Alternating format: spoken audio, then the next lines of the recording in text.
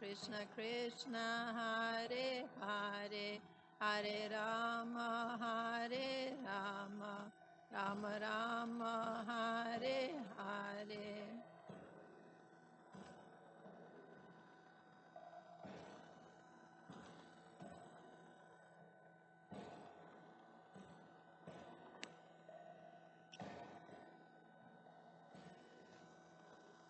Kishore Kishori ki jai, Jagannath Baladev Subhadra Marani ki jai, Bonitai ki jai, Srila Prabhupada ki jai. Om Namo Bhagavate Vasudevaya.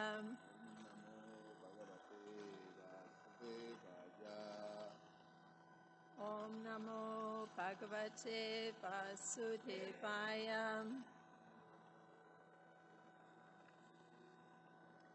Om Namo Bhagavate Vasudevaya.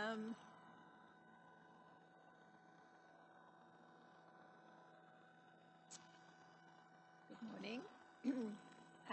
We're reading from Srimad Bhagavatam, the 10th canto, the 47th chapter, and there are two verses today, 64 and 65.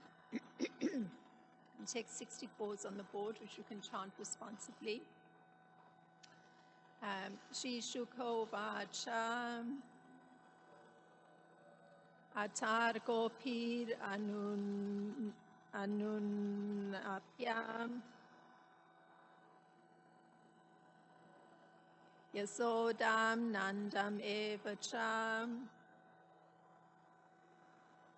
Gopan Amantria Dasarho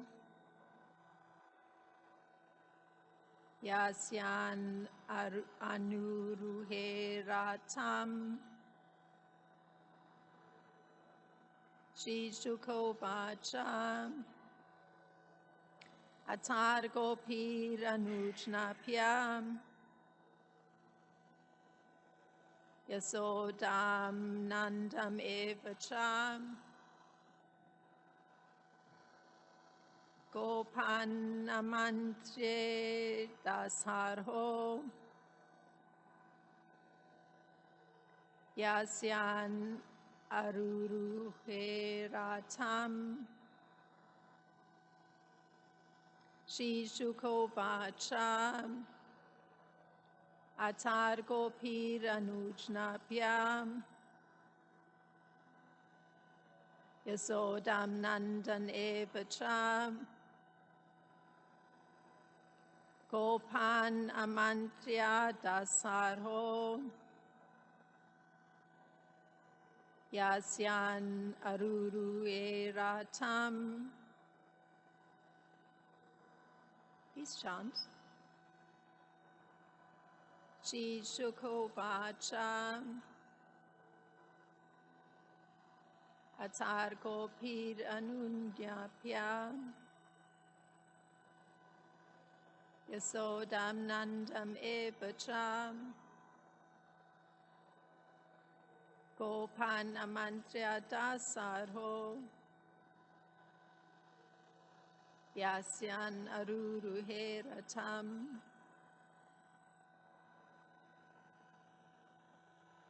Atar Gopir Anujnapyam Yasodam Nandam Evacha Gopan Amantria Dasarho Yasyan Aruruhe Ratam. The word for word translation. Shri Shukho Vacha, Sukadev Goswami said, Ata, then, Gopi, of the gopis, Anujapya, taking permission, Yasodam, of Mother Yasoda, Nandam, King Nanda, Evacha, also, Gopan, of the cowherds. Amantriya, taking leave. Dasarha, Uddhava, descendant of Dasarha. Yashosyan, being about to leave. Anuruhe, mounted. Ratam, his chariot. And the translation for text 64, Sukadev Goswami said, Uddhava, the descendant of Dasarha, then took permission to leave from the gopis and from Mother Yasoda Nanda Maharaj. He bid farewell to all the cowherd men and about to depart, mounted his chariot.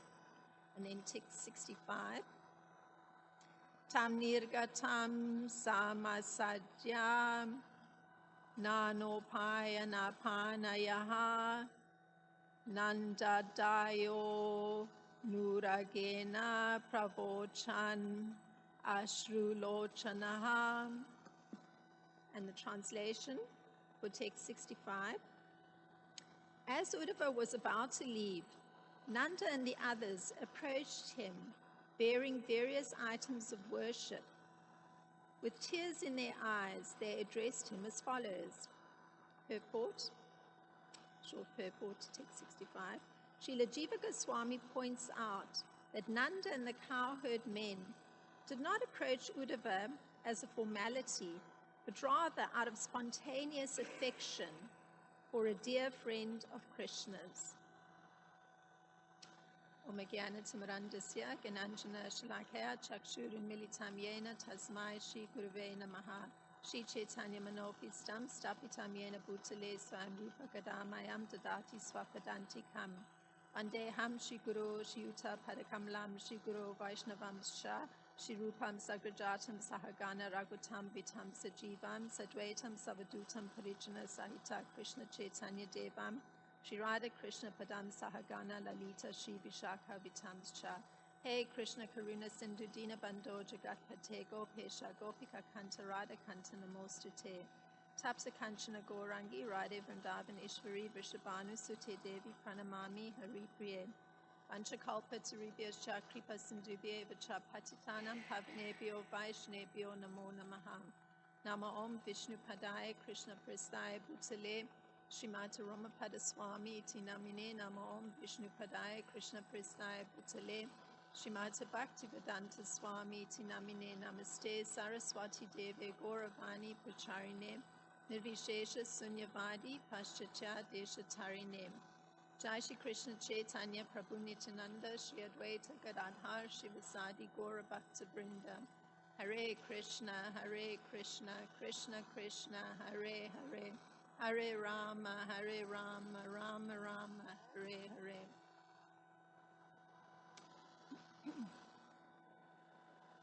So externally they're very simple verses, and in fact, Srila Vishwanath Chakravarti Thakur, the particular charya that I'm going to draw on for his commentary on the verses, has but a one-line comment for text 64, and it reads as follows. These are Srila Vishwanath Chakravarti Thakur's words, quote, begging their permission, and the word used was anunapya, Uddhava bid farewell, and the word used there was amantriya, and departed. Close quote. Very simple. Now, Srila Prabhupada writes in Krishna book, The Supreme Personality of Godhead, since he's actually got a kind of flow in the narration of the Srimad Bhagavatam, and particularly the 10th canto, which is all the very personal pastimes of Krishna, and it includes this particular section. And this is what Srila Prabhupada writes in a very flowing manner.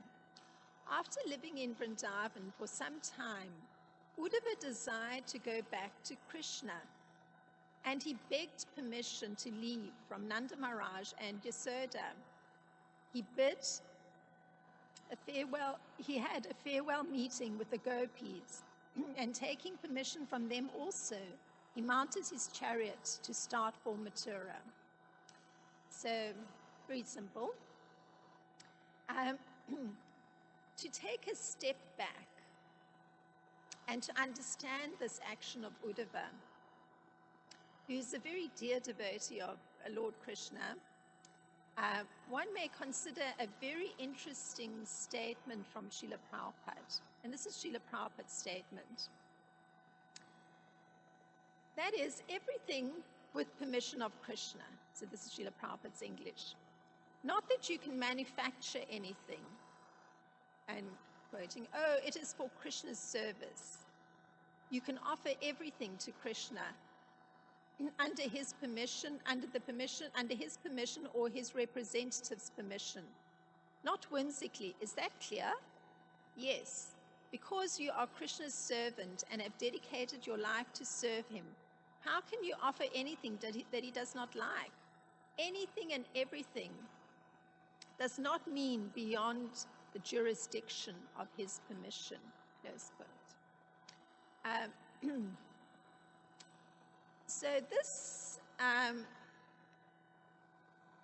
necessity of having Krishna's permission is very much part of a Vaishnava's life. Because by definition, a Vaishnava is one who is fully qualified to serve the Lord, yet he thinks of himself as extremely lowly while offering praise to the Lord. This understanding expressed by Srila Prabhupada, and I'm drawing this from Prahlad Maharaj's view. So Prahlad Maharaj was another great devotee of Krishna, very different mood from Uddhava. But just to exemplify this particular mood, this definition that I've given of a Vaishnava. So this is Prahlad Maharaj talking. How is it possible for me, who have been born in a family of asuras, meaning demons, to offer suitable praise to satisfy the Supreme Personality of Godhead? Prahlad Maharaj presents his arguments for this statement. This is still his words. Even until now, all the demigods headed by Lord Brahma and all the saintly persons could not satisfy the Lord by streams of excellent words. Although such persons are very qualified, being in the mode of goodness, then what is to be said of me? I'm not at all qualified. So this is a statement coming from Prahlad Maharaj, where he's about to offer praise to Lord Nrsimhadev, an incarnation of Lord Krishna. So Prahlad Maharaj's prayer, by his attitude, qualifies him as a Vaishnava. He's offering something within the jurisdiction of Krishna's permission. He's a devotee, so naturally what he's about to offer can't possibly not be something that Krishna wants, because he has the right mood. And in a similar vein, Uddhava certainly has qualified himself as a great Vaishnava. And this is seen in everything that preceded this moment of his departure, in his speaking of the glories of the gopis. So one such example is the following, and this is from the 60th verse, so just 2-3 verses back. This is Uddhava speaking. The gopis of Vrindavan have given up the association of their husbands, sons, and other family members who are very difficult to give up. And they have forsaken the path of chastity to take shelter of the lotus feet of Mukunda Krishna, which one should search for by Vedic knowledge. Oh, let me be fortunate enough to be one of the bushes, creepers, or herbs in Vrindavan, because the gopis trample them and bless them with the dust of their lotus feet. So you get a sense of that great humility. And he further qualifies as a Vaishnava by his thought process. And this thought process, I'm drawing again from Srila Vishwanath Chakravarti Thakur, who has this tremendous insight into these great personalities' thinking. And this is what he puts is Uddhava's inner mood or thinking. So this would be the thought. As it has been proved that the gopis' love is most rare to attain, it would be improper to desire it.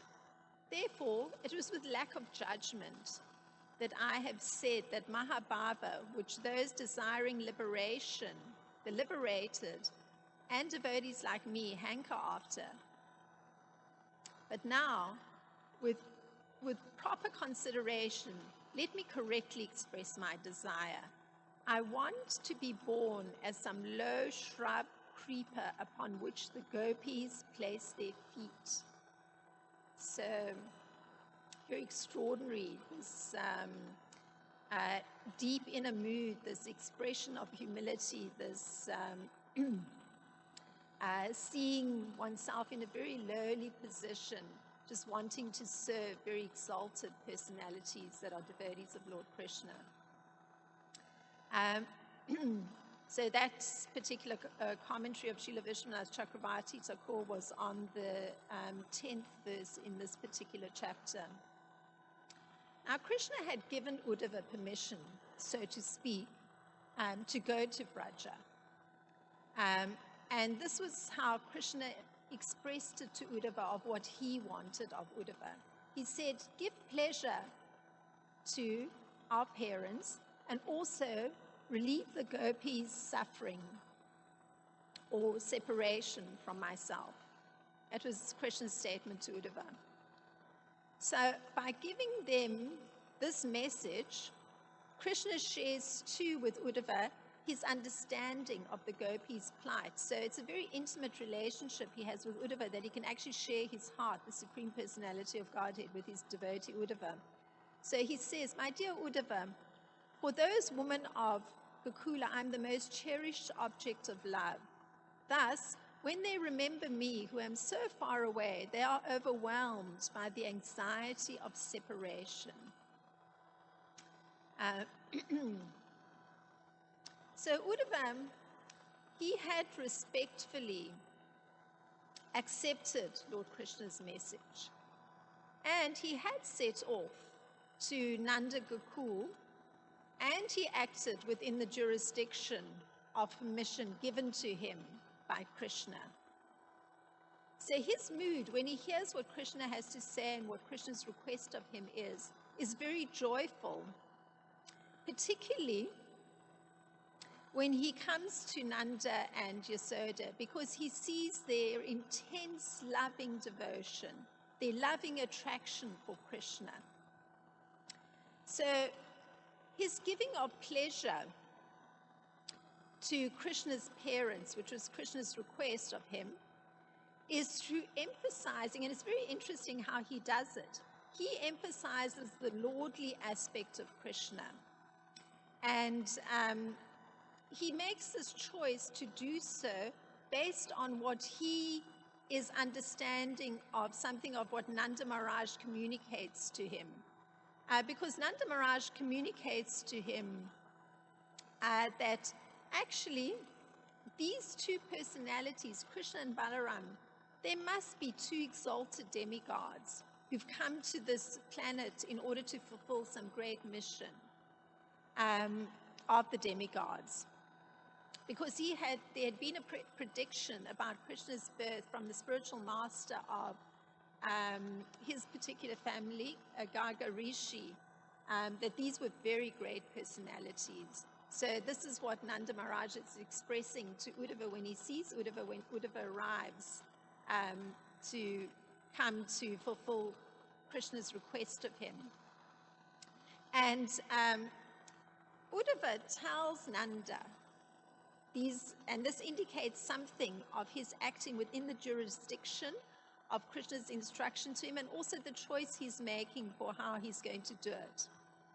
he tells Nanda, "Oh, respectful Nanda, certainly you and Mother Yasoda are the most praiseworthy persons in the entire world, since you have developed such a loving attitude towards Lord Narayan." So he uses Lord Narayan, another incarnation of Krishna, the spiritual master of all living beings. So he has a very formal approach, how he addresses Nanda and Yasoda. So his giving pleasure to Krishna's parents takes this form of sympathizing with Nanda and Yasoda's sentiments. So he's very attuned to what's being communicated to him, and he responds accordingly. And he continues. He says to Nanda, "These two lords, Mukunda and Balaram, are each the seed and womb of the universe, the creator and the creative potency. They enter the hearts of living beings and control their conditional awareness. They are the primeval supreme." So Uddhava describes how Krishna and Balaram are Narayan and the spiritual masters of everyone. This is how he describes it, how they are the spiritual masters. Both of them are the seed and the womb of the universe. And as the Lord in his expansions are not different, Krishna and Balaram, although they're appearing as two entities, are actually one. And both of them assume these forms of the immediate and the ingredient cause. And both are what's called the Purusha, the controllers, and the Pradhan, the potency. So they're both the potency and the potent. So essentially they're one. And he also adds, this is Uddhava talking, so imagine he's addressing the parents of Krishna and Balaram in this way. "Infallible Krishna, the Lord of the devotees, will soon return to Vraja to satisfy his parents." So after that very dramatic, very formal insight into who are these two personalities, he then very simply says they'll soon return to Vraja to satisfy their parents. So Uddhava speaks consolingly, and he actually says to them, Achyuta, another name for Krishna, one who never fails to break his promise, will come very soon to Vraja. So this is Uddhava acting within the jurisdiction of the permission given to him by Krishna to go and speak to his parents. And he had undertaken that journey from Mathura to Vrindavan to do just that. So this is how he had approached it. Now, Sukadev Goswami states that Lord Krishna's messages relieved the fever of separation of the gopis, because that was the second part of Krishna's request of Uddhava. And Uddhava,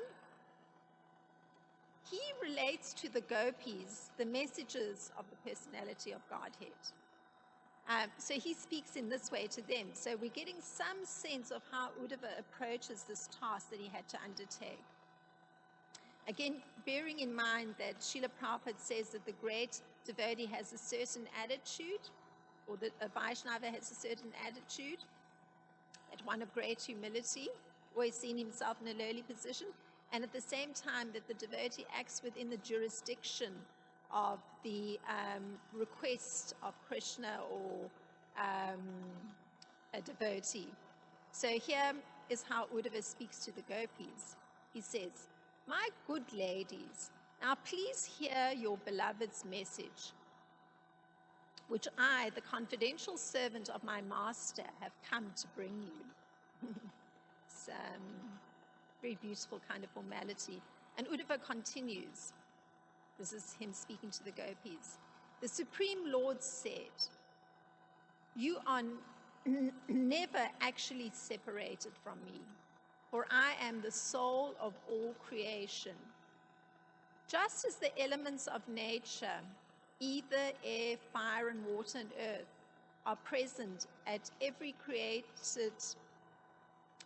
in every created thing, so I am present within everyone's mind, life, air, and senses, and also within the physical elements and those of material nature."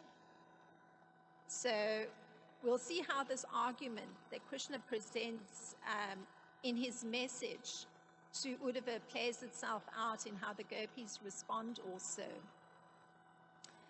So although Uddhava is acting within the jurisdiction of the permission of Krishna by delivering this message to relieve the gopis' suffering, Uddhava is in fact not understanding Krishna's words to the gopis. And thus he decides he's going to reveal the Lord's message to the gopis as if Krishna were directly speaking. So the ambiguity of the message would remain intact. So one can see the great intelligence that's there. He's very careful. And I'm getting this understanding. It's coming again from Sarata Darshini, which is a commentary by Srila Vishwanath Chakravarti Thakur on these verses that we're doing today. So this message of Krishna seems to echo that of Uddhava's words to Nanda and Yasoda. Although here the words are Krishna's, and the words give a reason for why he's never separated from the gopis. And here's the explanation Krishna gives. And this is Srila Vishwanath Chakravarti Thakur giving insight. "I'm never separated from you because I am the super soul pervading all beings. All the revealed scriptures, the great sages like Gargamuni and the demigods such as Varuna say this too. Thus, I'm always present as a super soul within your bodies, which means that you are never separated from me." So it's a brilliant argument. So in relaying Krishna's words, Uddhava in fact allows for Krishna's response to the gopis' question, because they have a question in their minds, and he is on such a subtle plane of understanding that he can perceive what it is that they are carrying in their minds. And their particular question that they had in their minds was, why did you send Uddhava to instruct us in philosophy when we're dying in separation from you? Because Uddhava appears to be very philosophical. Even how he spoke to Nanda and Yasoda, it's highly philosophical. So he's perceiving that this is what the gopis are thinking. Why, Krishna, why have you sent Uddhava to speak philosophy to us? And so you can see the incredible intelligence of Uddhava, because he comprehends this, and that's why he decides, well, actually, I'm going to be very cautious. So he gives the words of Krishna so that any ambiguity in the message would come across to the gopis and they would perceive it. So Krishna's words explain that their separation from him is not separation in a complete sense. So there's, physical separation, for it is separation only in terms of the body. His explanation is drawing attention to the sense of the soul. The mind and the intelligence is still residing. So as the soul, he's present alongside the individual soul. He's present there, he's present in the mind, and he's present in the intelligence. So therefore, he's still residing amongst the gopis. That's his argument. it's merely his body that is now in Mathura. So that's a very intelligent argument of Krishna. And in a similar way, their senses, the senses of the gopis, their intelligence and their mind reside with him in Mathura. And it's only their bodies that remain in Braja, meaning the bodies of the gopis that remain in Braja. So that's Krishna's argument, and that's how Uddhava so cleverly just communicates Krishna's words to them, his message to them. I'm going to read it again because it's just from those words, the gopis are able to perceive this understanding, to answer the question that they had in mind of why has Krishna sent Uddhava with philosophy to them. So this was Krishna's message, as communicated by Uddhava as though Krishna is speaking. You are never actually separated from me, for I am the soul of all creation. Just as the elements of nature, ether, air, fire, and water and earth are present in every created thing, so I am present within everyone's mind, life, air, and senses, and also within the physical elements and those of material nature. So that was something of Uddhava's exchange with the gopis. Now, Uddhava's delivering this message also allows Krishna to explain that he's subservient to the pure love that's present there in the separation between him and the gopis. There's a bond of prema, which is very exalted transcendental love, which exists only although their bodies are separated, it still is existent. And this gives rise to the sentiment of suffering in separation. Because this exalted transcendental love exists, that's why there is this sentiment of separation. So there's a beautiful verse written by Srila Rupa Goswami, who actually has analyzed in a very in-depth manner these loving exchanges, and it's simply extraordinary. So here's one of the verses from Srila Rupa Goswami, which has Krishna himself describing his emotions. So this is Krishna describing his emotions in relation to the gopis.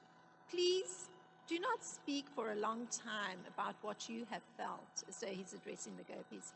I know all about it. I know your sharp suffering has already broken my heart to pieces. You have drowned me in the great flood of your love. Because of your love, I am now overwhelmed and bewildered and cannot pass even a single moment in peace. So that's actually Krishna's actual expression of this very exalted love, that he's also experiencing what the gopis are experiencing. So that's Srila Rupa Goswami putting that down on paper, Krishna's actual inner thought. So this jurisdiction of permission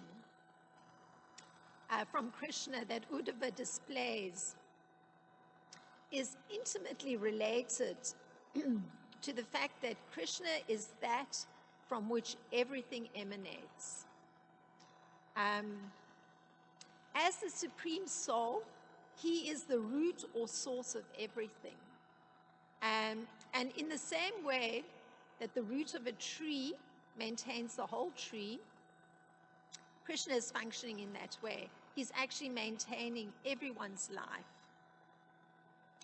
And Srila Prabhupada, he explains it this way. Srila Prabhupada's words, he's the supreme living entity, and he alone is maintaining all life. One cannot do anything without intelligence. And Krishna also says that he's the root of all intelligence.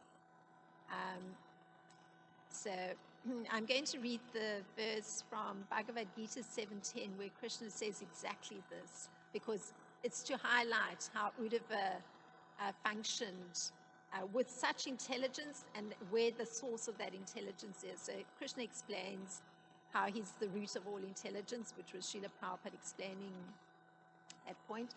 O son of Pritha, this is Bhagavad Gita 7:10, know that I am the original seed of all existence, the intelligence of the intelligent, and the power of all powerful men. And the Sanskrit, Bijam mam sarva bhutanam, Vidhi Partha Sanatanam, Buddhi Buddhinatam Asmi, Tejas Tejasinam Aham. So I tried to tie up this just from Krishna explaining this in Bhagavad Gita, that he's the original seed of existence, and he's also the intelligence of the intelligent. Because those two ideas have come together, it's sort of seemed to me very clear how it was that Uddhava began with highlighting that Krishna is the seed of all existence. And just by doing that, it reminds one that actually Uddhava is getting this intelligence from Krishna. So in the next text, Srila Vishwanath explains, and I'll read that text again. As Uddhava was about to leave, Nanda and the others approached him, bearing various items of worship. With tears in their eyes, they addressed him as follows, and we'll come to hear their address.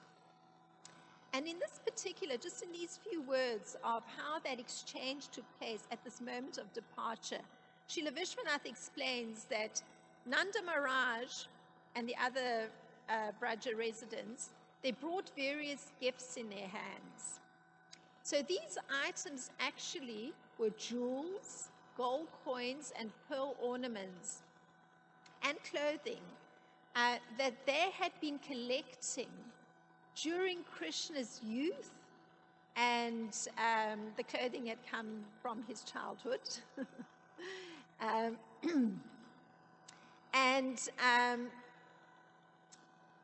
In their feelings of separation, they now wish to offer these gifts to Uddhava because they had actually lost interest in holding these items. So this was the insight of Srila Vishwanath Chakravarti Thakur, which is interesting because naturally they're so highly personal, these items. And that, I guess, ties in with the purport here, which was by the disciples of Srila Prabhupada, that they had actually approached Uddhava in a mood of spontaneous affection, that he's a dear friend of Krishna. They understood perfectly well. So that was the two simple verses today, and how I was able to extract, or what I was able to extract from them. If there's any thought on this particular subject matter?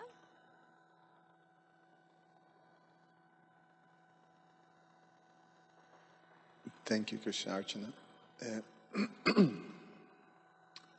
When we talk about jurisdiction, it means that, there are certain boundaries that one is assigned to. So, like say here in our area, this is the Ward 49. So it's a particular jurisdiction that the elder woman have to be responsible for. So Krishna, they give us his permission, and that permission have a particular jurisdiction. That's the implication, and that's to each one of us to fully understand and to, as you presented, to have the intelligence to understand. That's one thing, and that's also coming from Krishna. The question is how, well, you explained it, but maybe, in a short manner to understand how do we get that intelligence to understand, because it's such an important thing to understand your jurisdiction, because if you go out of your jurisdiction, you may be breaching something, that is going to create some problem.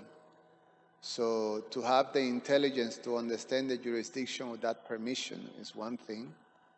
To understand the permission itself, and in one sense, one receives instructions from Krishna directly in the scriptures, and also from his representative.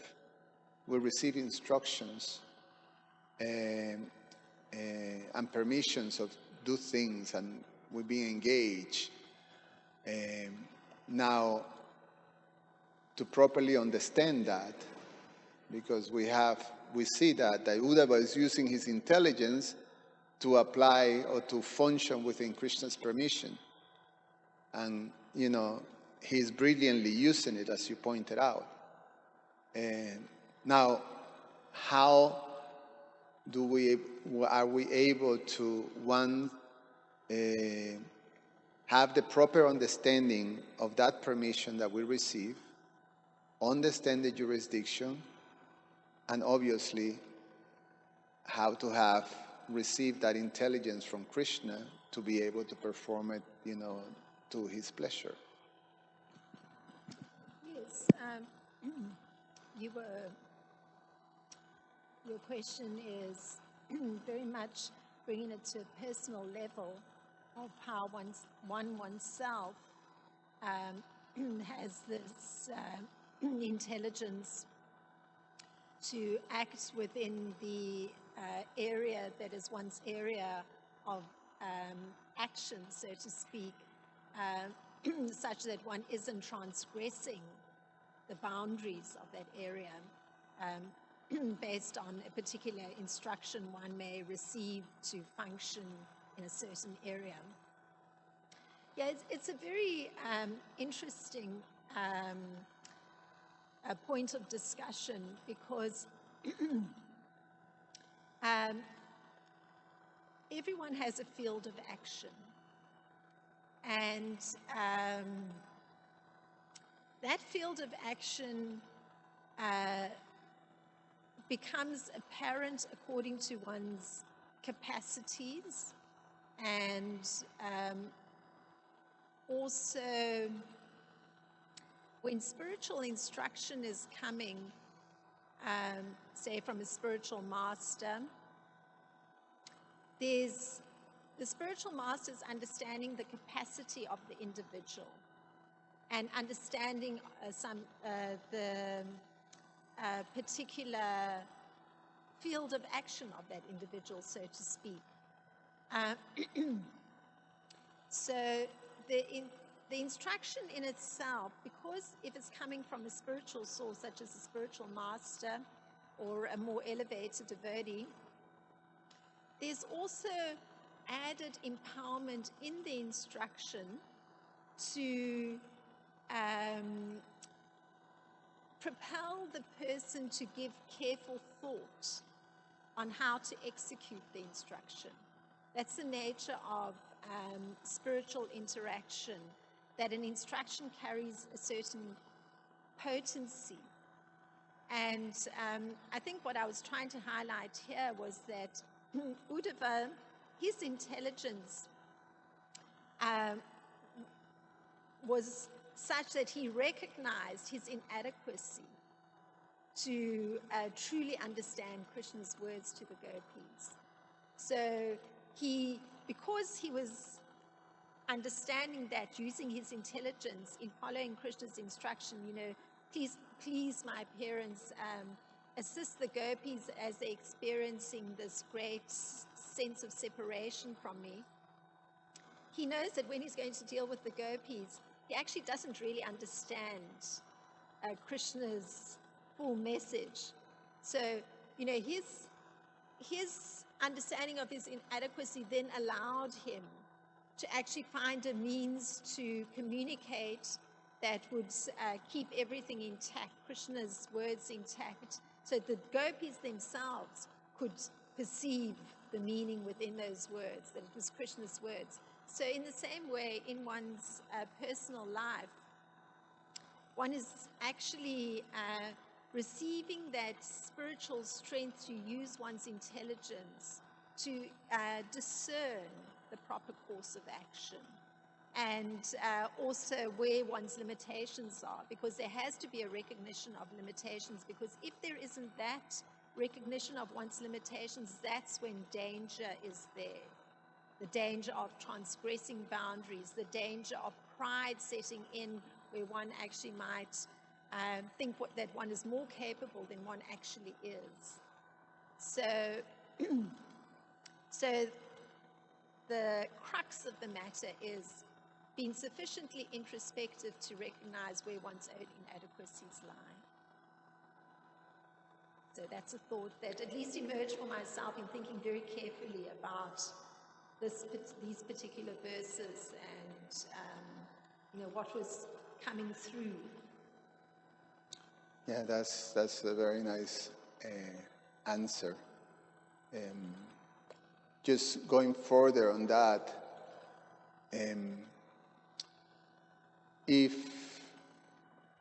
naturally, most of us, we feel quite inadequate,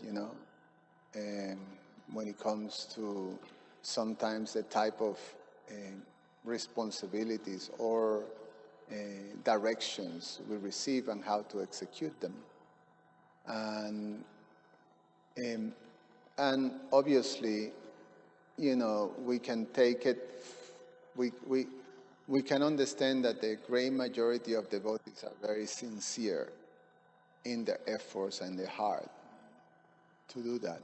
But when is that, or what happens when, or what causes possibly for one to start to rationalize or lose a little bit that the jurisdiction, or to understand that, and basically rationalize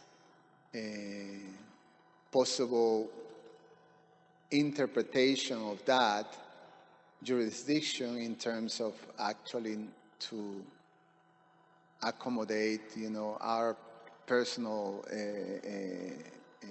desires like that. Yes, that's a very relevant question, because indeed one does witness that occurring, where persons may actually step out of their bounds and create havoc. That's, unfortunately, one does witness that. So it's a very relevant question.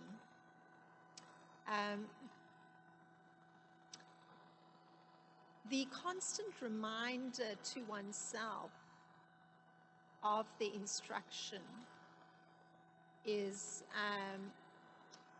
because the instruction is carrying the spiritual potency, constantly being under the shelter of that instruction through referencing it frequently as one's proceeding in executing the instruction keeps one connected to the safety that lies within that instruction. So if one forgets that instruction and has got so caught up in the actions one's performing that one is then beginning to function in almost a default kind of way of falling back on one's material conditioning, that's when the problem happens. So the constant carrying of the instruction with one and reminding oneself of the instruction as one's proceeding is quite a good safeguard, because those words carry so much spiritual potency that in itself the instruction has the safety factor inbuilt. That's the way I would respond to that. So it's the forgetting of the instruction, and that then means the person falls back on their material conditioning. So whatever those inadequacies are, or whatever the existing patterns in the mind are, those suddenly start to become prominent, as opposed to actually being subjugated to the spiritual thrust that should be there in proceeding. Because if one's remembering the instruction, then there's always caution. There's great caution. Once actually, if one has a moment of having to consider, should this be done or should that be done, one would then perhaps get advice. One would perhaps pause for a minute and think, well, I can see that at this moment in time, I'm getting to be a victim of a particular pattern in my mind where I tend to become overly impatient. So, let me pause here. But if the instruction is forgotten or it gets clouded over, that's when the default material conditioning sets in.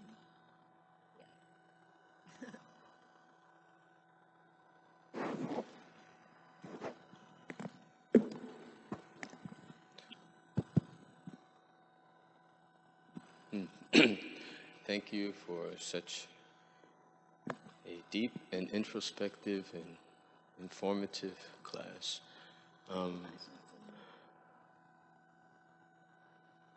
The word adhikar, like ability, I guess, like uttam adhikar, or the ability. Can ability be increased also when you have faith, more faith, and then say a person starts at a certain level of capacity, but with faith and endeavor and mercy, can the adhikar also increase? Yes, that's a nice question. Yes, indeed, because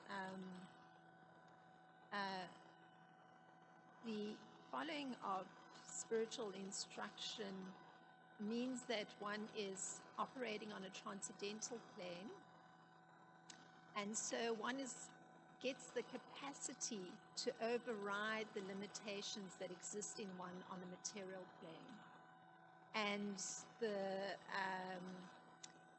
the more one adheres to spiritual instruction, the more one gains spiritual strength. And with gaining spiritual strength, the more one can override the material limitations. So indeed, I think Srila Prabhupada has made that statement that, blind men can see, or, that is how strong spiritual strength is. There's an example from somebody in the disciple of Ramunacharya who had a particular event where his eyes were removed or something to that effect, and he would go in front of the deity and he was able to see the deity. So, the spiritual strength overrides the material limitations. So yes, that increases, the spiritual strength increases. Thank you. Srila Prabhupada ki jai, Srimad Bhagavatam ki jai.